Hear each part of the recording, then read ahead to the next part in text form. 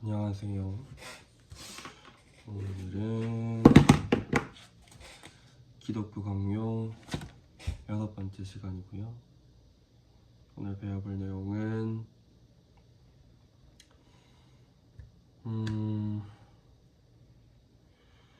뭐더라? 무엇이더라?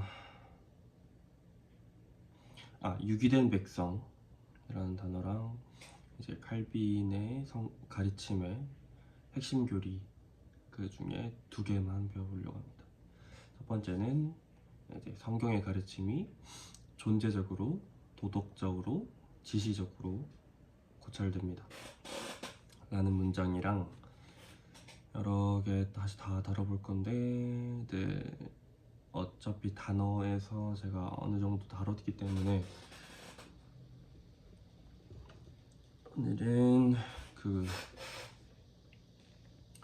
성경의 가르침이랑 계시와 그 다음에 은총이 그리스도 안에서 함께 역사하신다. 계시와 함께 역사한다. 계시와 은총이 그리스도 안에서 함께 역사한다. 이 2가지 문장을 배워보도록 하겠습니다. 우선은 유기된 백성에 대해서 말을 하려면 참 어려운 단어입니다. 유기됐다 라는 말이 뭐죠? 버려졌다는 거죠. 저희도 아는 단어죠. 유기됐다는 말은 이게 무슨 말이냐면 하나님의 구원 안에서 약간 설명하기 조금 거북한데 하나님의 구원 안에서 유기된 자들이 존재한다는 말입니다. 그게 누군지는 우리는 모르지만 일단 저희는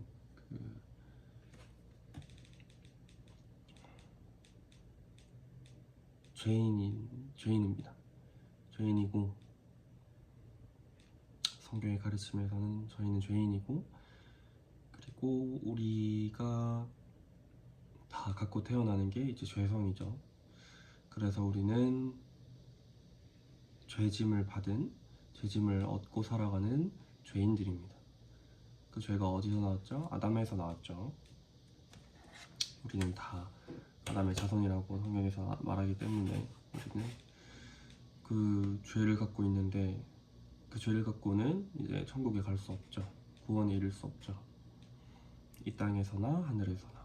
그렇기 때문에 하나님께서 그리스도를 보내주셔서 그분의 그 대속함으로 인해서 죄의 형벌이 이제 끊어지게 되는 거죠. 의가 우리에게 전가되어서 의롭다 칭하여 주시니 우리는 구원에 이를 수 있는 건데 그 구원에 이르는 이신칭의의 교리가 그 진리가 이제 특정 사람에게만 해당되고 그것이 해당되지 않는 구원을 얻을 수 없다는 자들도 존재한다는 그런 맥락 속에서 나온 말이 이게 유기된 백성입니다. 사실 말하면서도 이게 맞나 싶기도 하고 그래서 질문을 많이 해봤는데 플래시티한테 어떻게 바라봐야 되냐 이걸 물어보니까 칼빈도 이거를 완전 인정을 하더라고요. 이거에 대해서 반문이 나올 것을 자기도 알고 그거부터 얘기를 하더라고요. 그래서 하나님이 악하신가? 아니라고 하십니다. 칼빈은 여기서 어떻게 말하냐면 하나님은 우리가 왜 이것을 불합리하다고 보냐면 우리는 공정이라는 개념에 대해서 다 동의를 하고 살아가지 않습니까? 누구는 모두가 평등한 그것을 갖고 있고 권리를 갖고 있고 모두가 같은 것을 함께 주어져야만 한다는 그런 공정의 개념이 갖고 있는데 그것을 하나님께 대입하면 안 된다라는 거죠.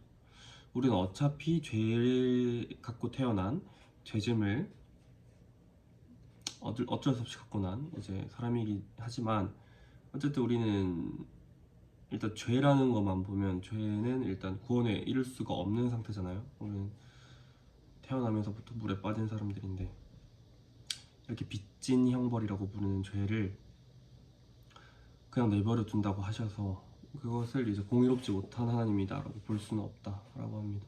솔직히 이해 안 됩니다. 그냥 유기된 백성이라는 개념 자체가 저는 좀 상당히 좀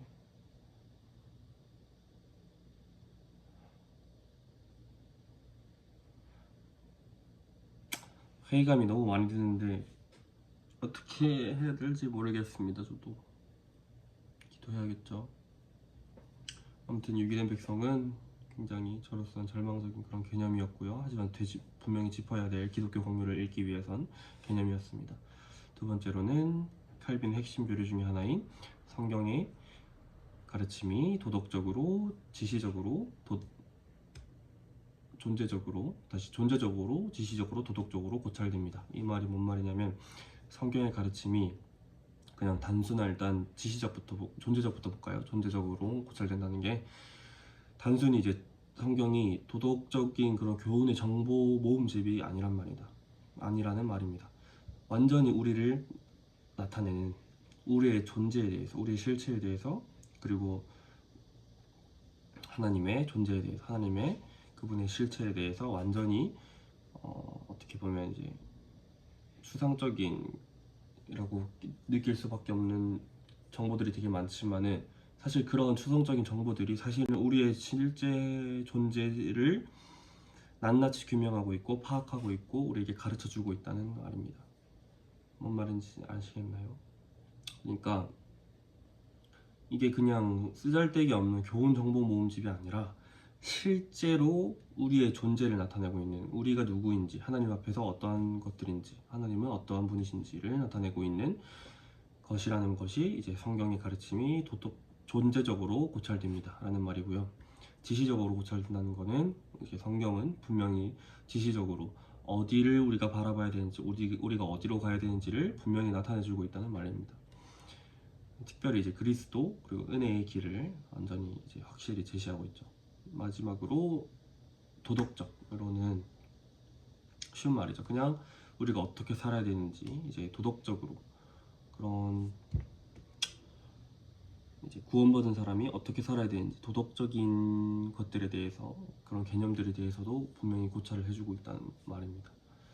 네, 그리고 계시와 은총이 그리스도 안에서 함께 역사한다 라는 말은 뭐냐면 계시부터 알아야 되는데 계시는 하나님이 자신의 실체와 이제 그분의 구원의 뜻을 우리에게 알려주시는 것을 계시라고 합니다. 자신의 뜻과 그분의 존재와 이제 구원의 뜻을 우리에게 알려주시는 것을 계시라고 부르고, 은총은 그 구원이 하나님이 뜻하신 그 구원이 우리에게 역사하는, 적용이 되는 그런 메커니즘을 이제 은총이라고 합니다. 근데 이 두 개가 계시랑 은총이 그리스도 안에서 함께 역사한다는 게 뭔 말이냐면 둘 다 떨어지지 않고 그리스도 안에서 하나님께서 보내주신 그리스도 안에서 계시가 일어나고, 우리를 향한 그리스도를 보면 이제 하나님의 뜻을, 하나님이 어떠한 분이신지, 우리를 향해 어떠한 것들을 마음을 품고 계시는지를 확실히 알 수 있고, 또 그리스도 안에서 또 그 구원이 확실히 이루어지는 것을 볼 수 있지 않습니까? 그런 말입니다. 핵심 교리 이거 말고도 뭐 삼위일체, 그 다음에 전에 저희가 단어 배우면서 했었던 일반 은총이랑 특별 은총 그런 얘기도 있는데, 그거는 따로 제가 책을 하나하나 챕터별로 나눠서 영상을 찍으려는 것은 아니기 때문에 그냥 지금 제가 모르는 것을 이제 여러분에게 설명하면서 같이 공부하는 방향이기 때문에 또 이 정도만 하면 될 것 같습니다. 그러면 다음 영상에서 뵙겠습니다. 감사합니다.